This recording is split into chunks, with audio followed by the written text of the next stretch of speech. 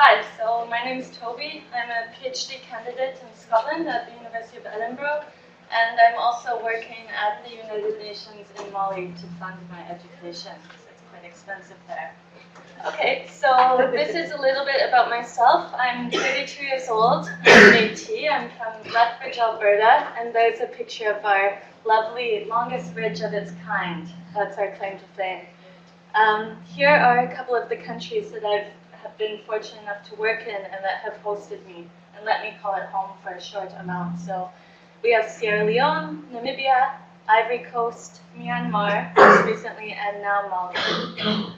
So, next slide, please.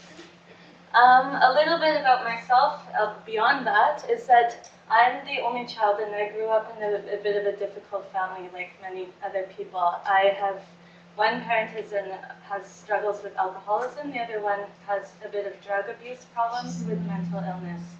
So one of my ways to separate myself and do something different was through sports. So I started as a figure skater. I moved away from home when I was 14 years old to pursue that. And then due to injury and then puberty, which changed my body, I became a speed skater.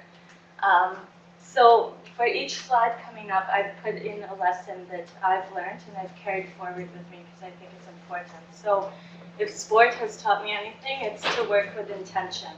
You only get so many hours in the day to learn how to do a movement or to shoot a goal or something. So you have to take advantage of it. Every movement has a purpose. And it's the same for school. If you're going to sit down and do homework, you're going to use 2 to 3 hours anyway, so you might as well use them wisely to not turn it into 6 hours. The second phase is when I decided to stop sports and do my master's. Here for my master's, I did field work in Sierra Leone, and actually I didn't have the money to finance that, so Inspire gave me my first ever scholarship.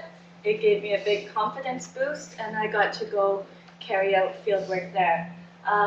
What I want to say about this is that it's not super common for master's students to go to the other side of the world for research, and it certainly wasn't necessary, but I think that if you guys think that something can benefit from going a bit above and beyond and it feels okay, do it. Even if someone set the bar down there for you, there's no problem with you going a bit higher. After that, because of the field work I did, I was very fortunate enough to win an internship with UNDP. The internship was 4 months long, and I got to work on things like gender-based violence, which that's an art show that we put on. My lesson here is that when I showed up to UNDP, I was fresh out of my master's. I thought I had lots of answers to things I didn't quite understand yet. And I had a very good colleague who kind of pulled me back and said, look, you're new, small baby steps, this is how it works. And she encouraged me to shadow people.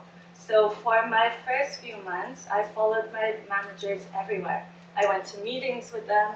I did small little things like wrote up a paragraph about what happened after, and gradually they started trusting me more because they saw I was actually taking in what they were showing me. 4 months turned into 1 year, and then when my contract was over, they walked me over personally to the office of the Ombudsman in Namibia, and I got to work on much higher level policy documents. So that goes to show, learn to add value wherever you are, and you have to know what value they need to add it first.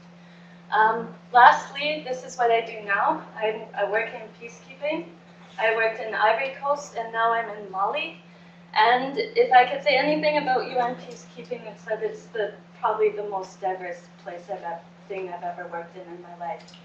Not everybody who is there has volunteered or applied to be there. You have lots of military that are sent because their countries send them. You have other people, diplomats and all this, who are just passing through temporarily. So that means that they keep their own cultural preferences intact, fully. They don't feel like, most people don't feel like they have to conform if they're only passing through for a few months.